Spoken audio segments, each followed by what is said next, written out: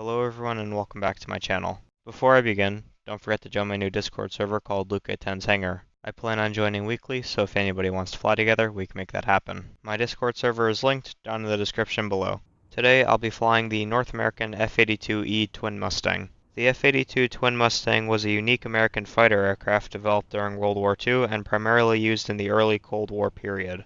The F-82E variant, one of the later models, played a significant role in the transition from propeller-driven fighters to jet aircraft. The F-82 was derived from the P-51 Mustang, one of the most iconic fighters of World War II. The concept of a twin-engine variant arose from the need for long-range escort fighters capable of flying further than single-engine fighters. The F-82 featured a distinctive twin fuselage design with two P-51H-style wings mounted on a central fuselage. Each fuselage housed a powerful Allison V1710 engine, providing enhanced performance and redundancy. The prototype, designated XP-82, first flew in 1945. Although World War II ended before it could see combat, it demonstrated promising performance characteristics including high speed and excellent maneuverability. The F-82E was equipped with 6 50 caliber M2 Browning machine guns. In this video I'm using the extra gun pod for a total of 14 50 caliber machine guns. This provides significant firepower for dogfights and ground attack missions. Unlike many fighters of the time, the F-82E was designed for a two-man crew with a pilot and a radar operator. The two-man crew was also used to reduce fatigue on long-range bomber escort missions. This arrangement allowed for improved situational awareness and coordination during missions. During the Korean War, the F-82 was phased out as newer aircraft such as jets like the F-86 Sabre came into service. Overall, the F-82E Twin Mustang represents a fascinating chapter in the evolution of military aviation, reflecting the transition from piston-engine fighters to jet-powered aircraft that dominate today's air forces. That's all for the history lesson. I hope you enjoy the combat. Right now I'm just trying to climb as high as I can so I can boom and zoom some people. I see an enemy PB-4Y below me. I'm going to make the decision to dive on him. You gotta be careful with making decisions like this in early game. I still don't see the enemy fighters yet. I know that they're definitely going to be above me if I dive on this PB-4Y, but I can't help myself because I'm an F-82 with 14 guns. Now remember, you can only get the 14 guns if you equip the gun pod. I start firing at this PB-4Y, I get severe damage on him, rip his elevator off. I know he's not going to be able to pull up. And then immediately after the kill I'm going to climb back up to altitude, and I'm always going to be looking around me, being aware of all my surroundings. Now a lot of people would be turning back in towards the enemy PB-4Y. I'm not going to though, because one, I already got severe damage, so I don't care if somebody steals them. I'll get the kill anyway. And two, he has no elevator. He cannot pull up. Don't risk your life if you know that the enemy is going down. Remember, he's still in the air and he still has back gunners, which means he can still kill you.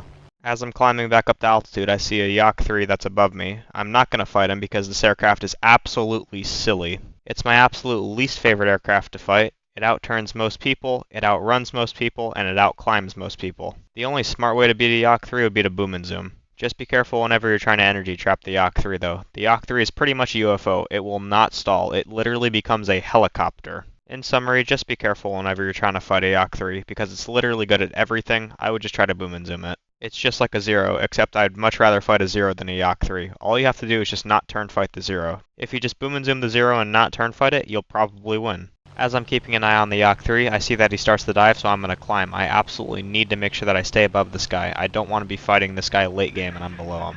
When I'm in the climb, once again, I'm going to always be looking around me, being aware of all my surroundings. I see a J2M above me. I see this lone Japanese FW190 below me. I'm going to dive on him, but I'm going to look above me just to make sure that nobody else is coming in towards me. This FW190 is in a horrible spot. I start firing at him here, but I don't lead my shots enough, and of course my aim is absolutely atrocious there, so we're just not going to talk about that. At least I hit him. After that I'm going to look behind me, always being aware of all my surroundings. Then I see another Japanese FW190 being handed to me on a silver platter. This is my time to redeem myself, and I kill him right there with ease. Thankfully that aim didn't look like I was 12 beers deep. After that kill I look behind me, and a sight that I really don't want to be seeing, an FW190 and a Yak 3 chasing me. I know that I have a lot more speed and energy than they do. I'm going to try to climb here just to see if that'll scare them away. I'm hoping that they'll put two and two together and say, oh, this guy's trying to boom and zoom me, but of course that doesn't happen, and I also remember that the Yak 3 is pretty much unstoppable, so I dive away and call my team for help. The reason why I didn't go vertical there is because boom and zooming really would not be the greatest option in that scenario. I was a lot farther below them than I really wanted to be, so I know that they would catch up to me eventually. My tactic was worth a shot. And then thank the Lord that this Yak 3 breaks off from above me. I'm going to start my climb now. But then of course as I start my climb, the Yak 3 becomes self-aware and turns back around to try to kill me. As he gets closer, all I really can do here is just dive away. I'm absolutely not going to try to turn fight this guy. I know I will definitely lose. I will be able to outrun him though. Unfortunately, this Yak 3 is still trying to chase me, but I am outrunning him, which is good. I do see my ally Corsair behind him coming to save the day, so I just need to absolutely keep this Yak 3 distracted. He's tunnel visioned. This is why I always preach in my videos to always be looking around you, being aware of all your surroundings. The Yak 3 never once looked behind him, and then the Corsair took him out. After that, I'm going to start the climb, and I'm always going to be looking around me, being aware of all my surroundings in the climb. I see 3 enemies in front of me, I'm going to start heading for them. I see this enemy Yak 3 below me. He's going to be the most dangerous aircraft in the battle, so I'm just going to try to take him out here. I start my dive and I'm going to look behind me, always being aware of all my surroundings. All I have to do is just boom and zoom this guy. This Yak 3 doesn't even know that I'm behind him. I'm just going to fire my laser beam at him. Hit him there. I fire at him a couple more times here, and then as I'm going in for the kill shot, he bails out. And then immediately after the kill, I'm going to look behind me, always being aware of all my surroundings. I do see the Japanese FW-190 behind me. I'm not going to worry about him because there are already 2 of my allies above him, and I'm going to start my climb. I see an A7M and an A6M below me. I want to start going for him, but then I see this BF-109 start climbing up to me. I'm going to start my climb immediately. I realize that I'm not going to outclimb the BF-109, so I'm just going to go head on with him. If you ever see an F-82 going head on with you, please do not go head on with him unless you're an A10.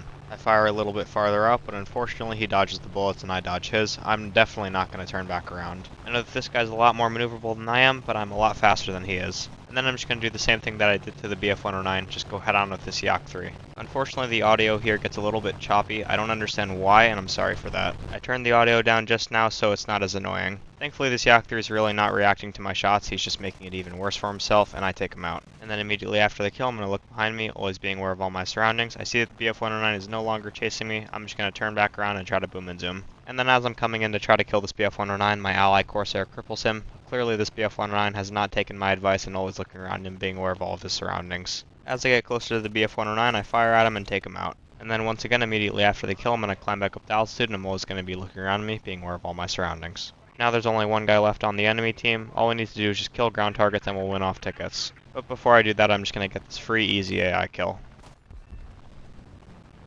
All we need to kill is just 1 more ground target. I'm about to kill him here, and I take him out, and we win the game. Thank you everybody for watching, and I hope you enjoyed my video. If anybody has any suggestions on what aircraft they want me to fly next, please leave it in the comment section down below, and I'd be happy to fly that aircraft.